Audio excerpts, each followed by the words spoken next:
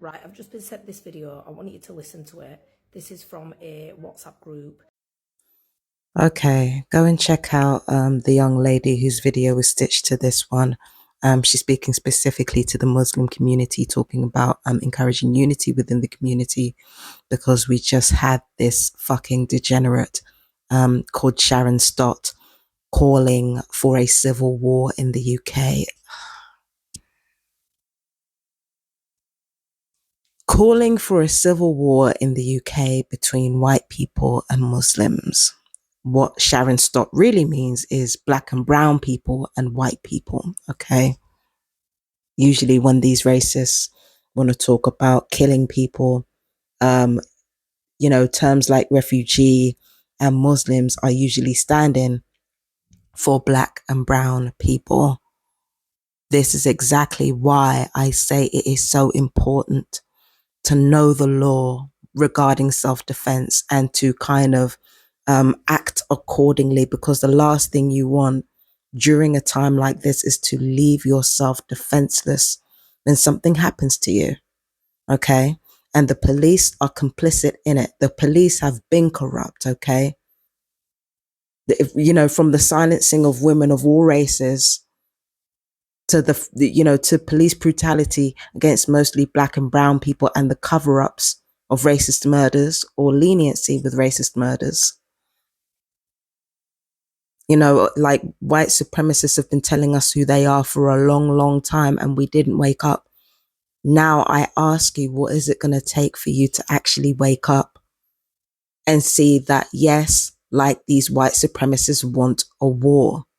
They have always wanted a war. That was always the goal. They wanted to start a war and then weaponize their ignorance to act like they just want safety. No, they don't want safety. If they wanted safety, they wouldn't have tanked the whole fucking country with Brexit. If they wanted safety, they wouldn't have, tanked the country with far right votes. If they really wanted safety, none of us would be having the existence that we have right now if these people really wanted safety. When I really want to assume a person's motives, I think about the worst possible reason as to why people would want like civil war or violence or unrest or race wars. I think of the worst possible reason. And the worst possible reason is this. It's not that they want black and brown people dead. It would be so much simpler if that's what these white supremacists wanted. Because if they truly wanted us dead and wanted us out of the country, they'd have got that immediately. That's not what they want. What they want is low key for us to form a minority in this country, an even smaller minority than we do now, and for us to do most of the work in this country. Now, I'm kind of left out of the loop here because I've been on benefits for a long time due to mental health issues and, partially due to gang stalking, I'm not going to lie. But that's what they want. That's essentially what they want. They want to subjugate black and brown people. They want to subjugate women. They want to make sure that queer communities and trans communities are eradicated. And it is as cold and it's as clear cut as that. They want to be the majority. And, before anybody says, oh, it's not bad to want to be the majority in your own country. No. When they talk about being the majority, they're not just talking about simply being a white country.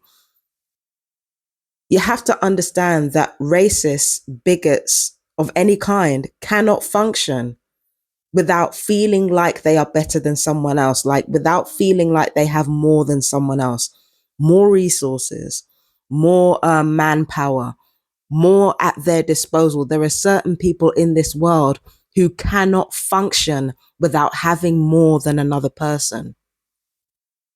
The reason why reform is gaining power, the reason why the colors are being raised is because there are people in this world that want to have more than us.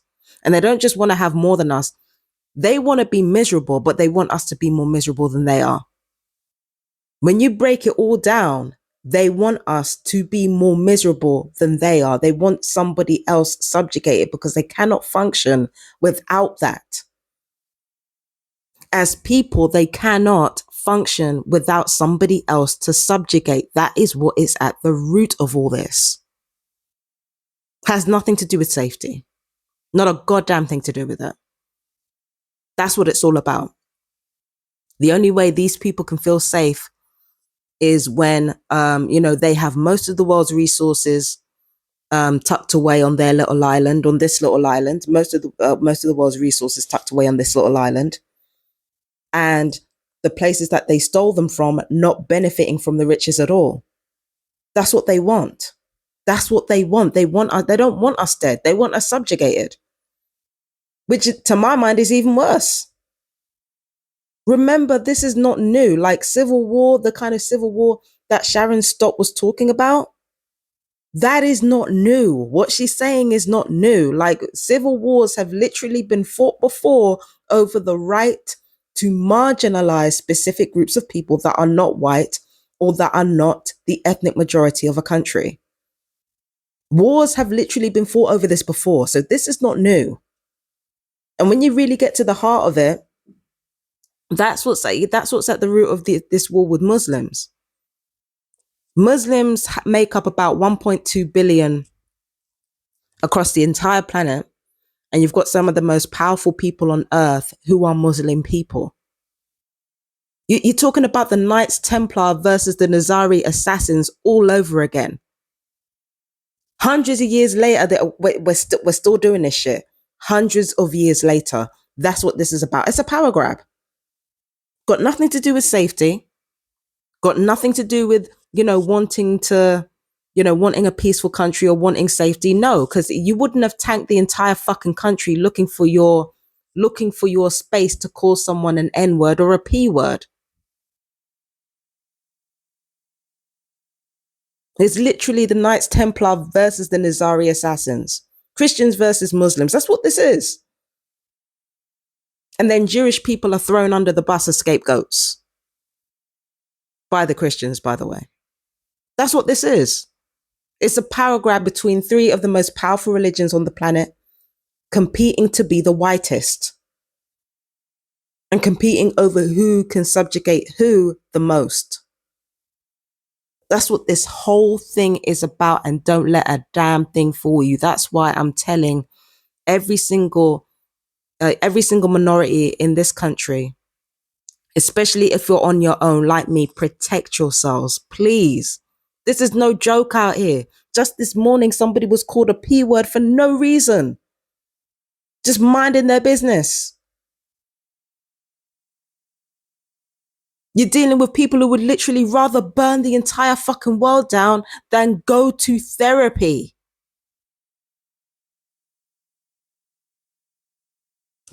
Do you understand? This is not a joke. And I know I've said some really harsh stuff like on my social media, but when you watch that young lady's video, you will understand why this is important and why we need to defend ourselves as much as we can, especially those of you who are disabled. You're in the most danger.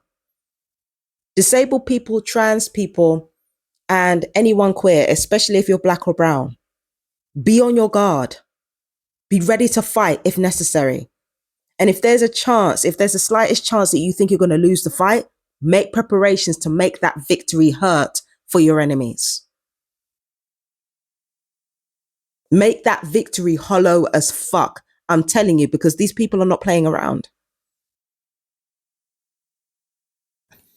And the reasonable people who are talking, who have empathy and kindness, they're not doing enough. They're not doing enough to prepare. They're not doing enough to help other people prepare. Because they're not awakened yet. They think the world is like them. If you just talk to people and help them see reason, they don't want to see reason. The time for talking is over. Get ready.